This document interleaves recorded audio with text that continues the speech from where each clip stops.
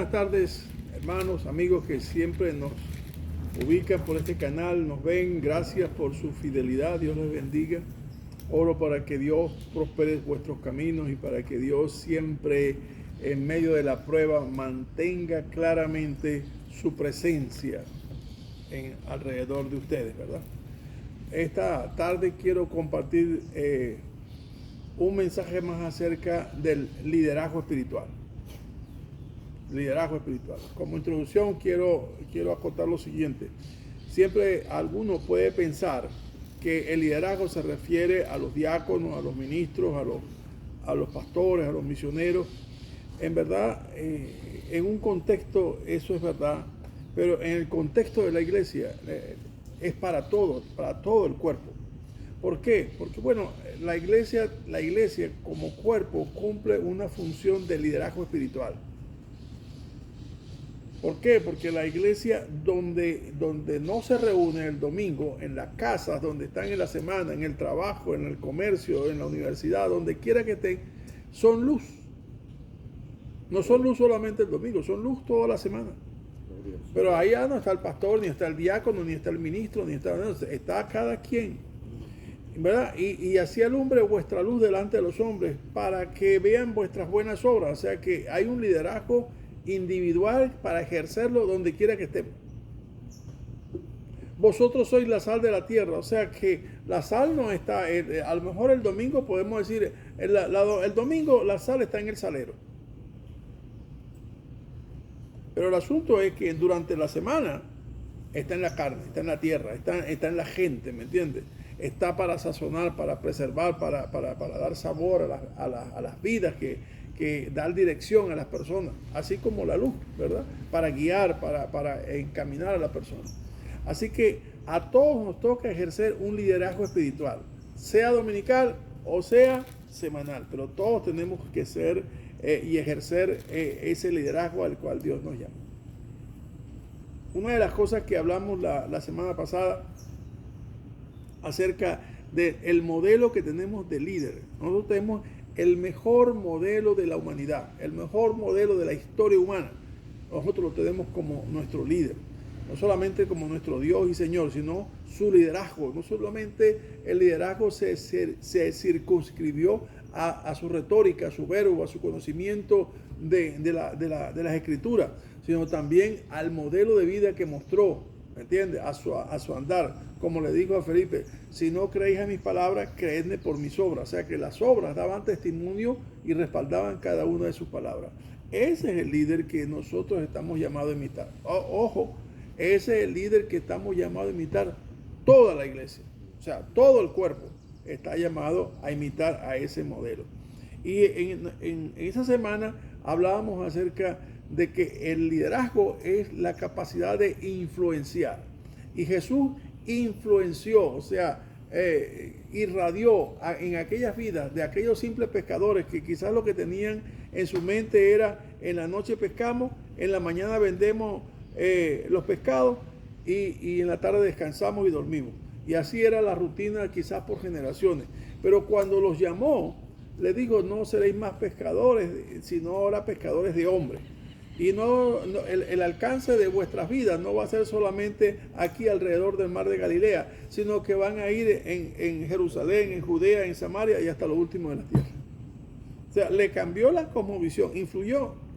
A tal extremo influyó en la vida de ellos que ellos no solamente dejaron sus oficios, sino desestimaron sus propias vidas y tuvieron en poca su vida con tal de que el evangelio del reino se extendiera sobre la tierra. Eso es un líder que influye en la vida de otros. Bueno, guardando la distancia, nosotros estamos llamados a influir en la vida de otros, para bien. Estamos llamados a influir. O sea, nosotros, si somos luz, no podemos pasar indiferente en medio de las tinieblas. Ninguna luz es desestimada en medio de las tinieblas. ¿Me entiendes?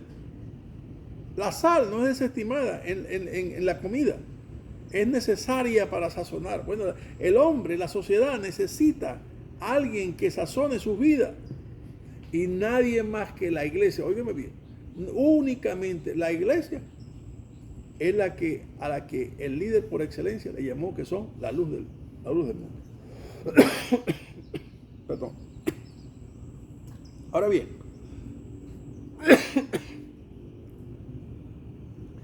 hoy quisiera considerar con ustedes otros dos aspectos. La semana pasada consideramos la santidad de Él. La santidad significa ser apartado del esquema de vida del mundo, de los valores del mundo, de lo que el mundo cree cómo se debe vivir. Bueno, Jesús vino a implantar un nuevo esquema de vida. Un esquema de vida tal que el Dios Padre pueda decir, este es mi Hijo amado en quien tengo complacencia. A eso fuimos llamados, no los pastores, no los ministros, no los misioneros, no los diáconos, todo el cuerpo, para que todos podamos ser imitadores de aquel que fue y que es nuestro modelo a seguir. Así que la santidad conviene a mi casa, porque también dice la palabra, sin santidad nadie verá al Señor. O sea que no es algo opcional, es algo preponderante, es algo necesario, es algo que el pueblo de Dios necesita no solamente conocer, sino también vivir. Porque bien dice claramente en 1 Tesalonicenses 4:3, porque la voluntad de Dios es vuestra santificación, que os apartéis de fornicación, que ya no anden como el mundo, teniendo sus esposas como esclavas sexuales, sino que cada quien pueda tener su esposa en santidad y honor. Eso es un hombre santo, eso es una familia santa. Entonces, ¿cómo hacemos? Mire, ¿qué lucha tiene el verdadero creyente para mantener una familia santa? ¿Qué lucha tiene un padre para ser un modelo, un ejemplo en medio de su familia? Y la otra cosa que hablamos acerca de Cristo es su obediencia. Él fue, dice la palabra, que fue obediente hasta la muerte y muerte de cruz. Se hizo obediente hasta la muerte y muerte de cruz. Ese pasaje que está en Filipenses capítulo 2 muestra el modelo el cual se nos dio para que nosotros sigamos. ¿Sabe? Hay algo en nuestra naturaleza que es contrario a eso. Porque cuando vemos a Adán y Eva fueron desobedientes. Y ellos nos transmitieron a nosotros, a través de todas las generaciones, su propia naturaleza. Lo que es nacido de la carne, carne. Así que nosotros por naturaleza somos desobedientes. Y aun cuando escuchen la palabra de Dios tienden a ser desobedientes. Pero ya va, aquí están dos cosas, dos caminos. A ver cuál vamos a seguir. Porque Cristo es un modelo, el postrer Adán. Pero el primer Adán es otro modelo. Nosotros ahora que tenemos, como dice el apóstol Pablo, una buena conciencia para con Dios, tenemos el modelo al cual estamos llamados a seguir. Por eso nosotros tenemos que hacer morir todo aquello que sea contrario a la obediencia a Cristo. Esos son los dos modelos que vimos nosotros la semana pasada y que de alguna manera queremos refrescar la memoria. La pregunta final es, ¿cuán grande o cuánta influencia ha tenido este modelo de Cristo en su vida? Porque el líder afecta positivamente, ¿verdad?, a su seguidor. Si nosotros somos creyentes o seguidores de Cristo, bueno, seguidores ¿en qué medida? Porque Pedro le seguía de lejos, ¿de acuerdo? Cuando le negó. Esa fue la consecuencia final de Pedro, terminó negándole. ¿Cómo seguimos nosotros a Cristo? ¿Cuánta influencia tiene Cristo y sus valores en nuestras propias vidas? Hoy vamos a considerar dos temas, o dos aspectos más del carácter. Porque es importante que nosotros entendamos que debemos desarrollar un carácter semejante al de Cristo. Yo sé que no es fácil, hermano, yo no vendo nada que sea fácil, ni propongo que sea fácil, ni pretendo que sea fácil. Es contraria a nuestra naturaleza todo lo que estamos hablando. El ser santo es contrario a nuestra naturaleza. El ser obediente es contrario a nuestra naturaleza. Pero de algo podemos saber es que no estamos solos. Y el primer tema de esta tarde que le quiero compartir es el ser veraz. ¿Sabe? Una de las cosas que deben ser conocidos los cristianos, vamos a decir, los llamados evangélicos, es que sean gente veraz. O sea, que en su boca no haya mentira.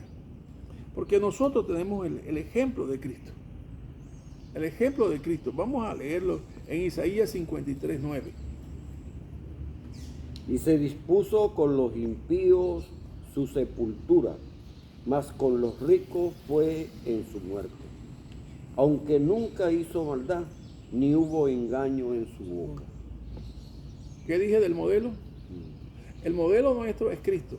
Y dice que nunca hubo engaño en su boca. Sí, ciertamente nosotros no nacimos en Cristo y fuimos hechos nuevas criaturas en algún tiempo de nuestra historia, ¿sí? Y que la mentira era algo normal en nuestra boca. Pero resulta que la mentira no se apartó de nuestra boca, porque aún siendo regenerados en el Espíritu, todavía seguíamos mintiendo. La pregunta es, ¿hasta cuándo nosotros vamos a mentir? ¿Hasta cuándo nosotros vamos a tener eso como algo que no me puedo quitar? ¿Cómo que no se lo puede quitar? ¿No depende de nosotros? No, Dios no nos dio su Espíritu con poder para hacer morir lo terrenal en nosotros. Por ejemplo, veamos otro pasaje que está en Juan capítulo 8, para que veamos una conversación o una discusión que tiene Jesús con algunos llamados discípulos. Jesús entonces les dijo: si vuestro Padre fuese Dios, ciertamente me amaríais, porque yo de Dios he salido y he venido, pues no he venido de mí mismo, sino que Él me envió. ¿Por qué no entendéis mi lenguaje? ¿Por qué no podéis escuchar mi palabra? Vosotros sois de vuestro padre el diablo, y los deseos de vuestro padre queréis hacer. Él ha sido homicida desde el principio y no ha permanecido en la verdad, porque no hay verdad en él. Cuando habla mentira, de suyo habla, porque es mentiroso y padre de mentira. Y a mí, porque digo la verdad, no me creéis. ¿Quién de vosotros me redarguye de pecado? Pues si digo la verdad, ¿por qué vosotros no me creéis? El que es de Dios, las palabras de Dios oye. Por esto no las oís vosotros, porque no soy de Dios. Wow. Este pasaje es tremendo. En verdad que Jesús no andaba con medias tintas, ni con palabras dulces, ni con palabras muy escogidas para hablar con las que... Él iba de frente, él le decía las cosas de frente. Ellos mintieron en 3 oportunidades antes de llegar a este punto. En el contexto del pasaje, usted se da cuenta que ellos habían mentido diciendo: jamás hemos sido esclavos de nadie. Habían sido esclavos de los asirios, habían sido esclavos de los filisteos, habían sido esclavos de los caldeos, habían sido esclavos de los medos persas, habían sido esclavos de los griegos, habían sido esclavos de los romanos, era actualmente. Entonces, como decían, no hemos sido esclavos de nadie. O sea, segundo, también ellos dijeron: bueno, nosotros somos hijos de Abraham. Digo, si vosotros fuese hijos de Abraham, a mí me amaríais. La obra de Abraham haríais. En tercer lugar dice: bueno, está bien, nosotros tenemos un solo padre y es Dios. Es como que van escurriéndose de alguna manera, y dice el Señor: bueno, si vuestro padre fuese Dios, me amaríais, porque yo de Dios he venido. Ahora, hay algo aquí que Él los confronta y le dice: mire, ustedes no pueden entender mi lenguaje. ¿Sabe por qué? Porque ustedes son de vuestro padre el diablo. Y ese fulano, cuando de lo suyo habla mentira, porque es padre de mentira. Porque nunca ha habido verdad en su boca. Desde el Edén, cuando engañó con mentira a Adán y Eva, desde la tentación de Cristo, cuando en Juan 4 le propuso, ¿verdad?, usando el Salmo 91 para hacerle caer, usó la palabra transgiversada para engañar. ¿Y esto cómo se aplica en el contexto de nuestra vida hoy día? Porque hay muchas personas que están en el contexto de la iglesia, porque estos eran gente seguramente religiosa, y entonces en el contexto de la iglesia hay mucha gente que el Señor les dice estas palabras como dice aquí: vosotros no recibís esta palabra porque no sois de Dios. Porque el que es de Dios, la palabra de Dios oye. Aquí está un problema muy grave. Y es que la mentira tiene que ser erradicada de nuestros corazones. O sea, ahí hay cosas que tenemos que aborrecer. ¿Cuántas cosas, por ejemplo, usted hacía, no sé, quemándole saumerio o prendiéndole vela a las ánimas, o hacía rezos o peregrinaciones, y después que vino a Cristo dijo, no más? ¿Sí? O cuántos de ustedes, no sé, bebían y se drogaban o eran infieles, y cuando vinieron a Cristo, no más. Bueno, así como hemos sido radicales en una cosa, tenemos que hacerlo en el resto. En el resto de cosas que todavía están aún en nuestra propia carne, como por ejemplo la mentira. Y que seamos conocidos en nuestro entorno, en nuestro vecindario, en nuestra iglesia, en nuestro trabajo, como personas que no hacen trampa, sino que hablan según verdad. Porque ese es nuestro gran problema. El problema es que cuando la gente nos mira y nos oye predicar y nos oye hablar de Cristo, dice, wow, qué bello habla, wow, qué bonito habla. En verdad que esta es una persona como que es verdaderamente, por lo menos, no sé si será correcto lo que dice o no, pero por lo menos está convencido de que ama a Dios. Pero tenga cuidado, mida su palabra, porque aún de los actos más pequeños, usted puede ser desestimado. Por ejemplo, veamos Eclesiastés capítulo 10, versículo 1. Y veamos cómo el sabio señala al hombre y lo compara con el perfumista. Las moscas muertas hacen heder y dar mal olor al perfume del perfumista. Así una pequeña locura al que es estimado como sabio y honorable. A usted no se lo van a decir, ni le van a decir, oh sabio, o oh honorable, al selectísimo. No le van a decir eso. Pero mire, cuando un creyente mantiene su testimonio como creyente, o sea, su integridad como creyente, su integridad como santo, como hombre obediente, como hombre que ama a Dios y que se aparta del mal, la gente, aunque no lo diga, la tiene en buena estima. No lo van a decir delante de usted, pero lo van a decir delante de otro. No, Pedro es un hombre, verdad que se puede creer en él porque es un hombre de honra, pues un hombre íntegro, un hombre que ama a Dios, etcétera, etcétera. Puede decir cualquier cosa. En el mejor de los casos, estoy hablando del mejor de los casos. Ahora bien, ¿cuál sería la consecuencia cuando ese tal Pedro, viene y comete y dice una mentira? Y lo oyen aquellos que le admiraban. Bueno, ahí se aplica el refrán del perfumista. Dice, las moscas muertas hacen heder todo el aroma en aquella preparación que el perfumista hace. Y dice, como ese símil, dice, así es una mala acción en aquel que es considerado en alta estima. Por eso es que nosotros tenemos que, ponerle candado a nuestra boca. Y no solamente en el contexto externo de la comunidad donde nosotros vivimos, trabajamos o actuamos en la iglesia, sino también en el contexto de nuestra familia. Nuestra familia a veces son como una sociedad de cómplices. Pero nosotros tenemos que tener buen testimonio aún con los nuestros. Nuestra propia casa tiene que dar testimonio de nosotros, de que nuestros hijos, nuestra esposa, para que ellos sepan que mi esposo es un hombre íntegro, mi esposo no me miente. Mi esposo, si dice estoy en tal lugar, él dice, puede estar seguro que él está ahí, porque él no es hombre de mentira. ¿Me entiendes? Hay algo, hermano, que yo sé que se yergue como la hiedra, lo dije la semana pasada, en algún momento se yergue como la hiedra y va silentemente subiendo, escalando la pared, y algún momento en que domina toda la pared.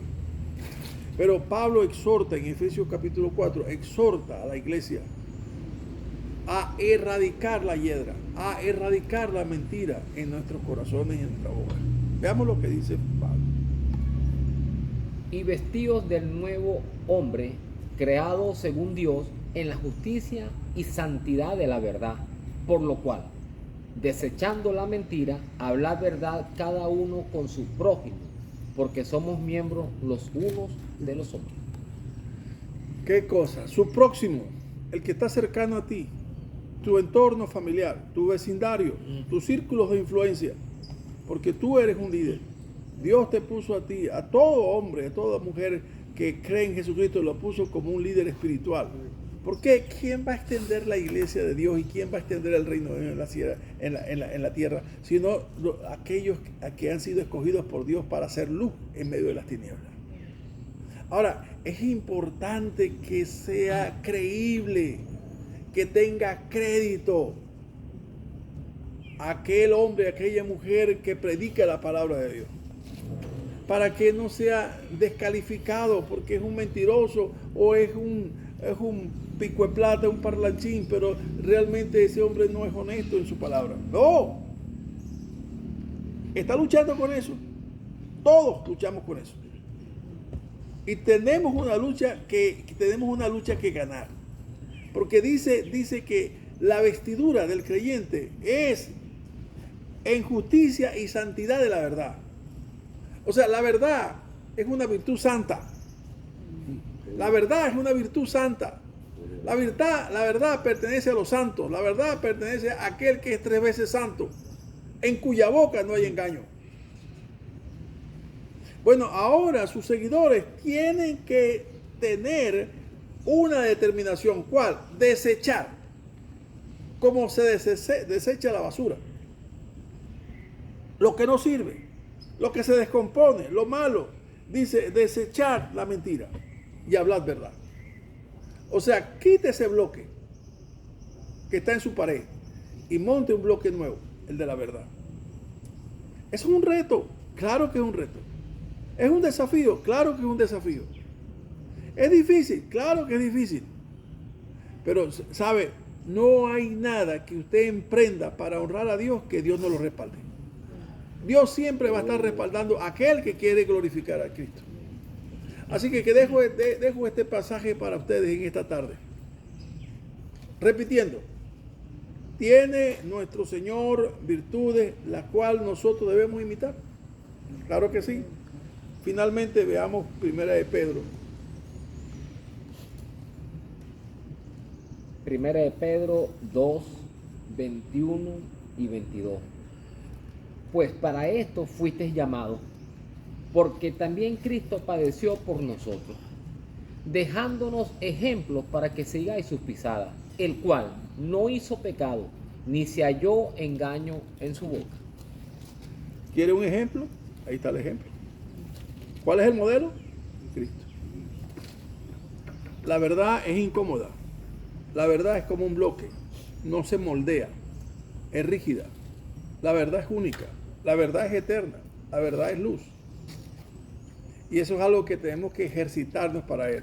Porque no voy a decir que así, ya, se me quitó la mentira de mi boca. No. Pero hay que ejercitarse. Porque cuando abra su boca y diga una mentira, sabe que tiene el riesgo del perfumista. Que su testimonio sea considerado como el perfumista que tiene moscas muertas, que hace heder todo ese su aroma. Así que permita que la palabra de Dios llegue a su vida en esta tarde y que de alguna manera este exhorto, este ánimo que quiero darle a desechar la mentira y hablar verdad, sea un ejercicio diario, sea un ejercicio permanente, porque en esto Dios es glorificado. Que el Señor le guarde y le bendiga donde quiera que se encuentre. Amén. Amén.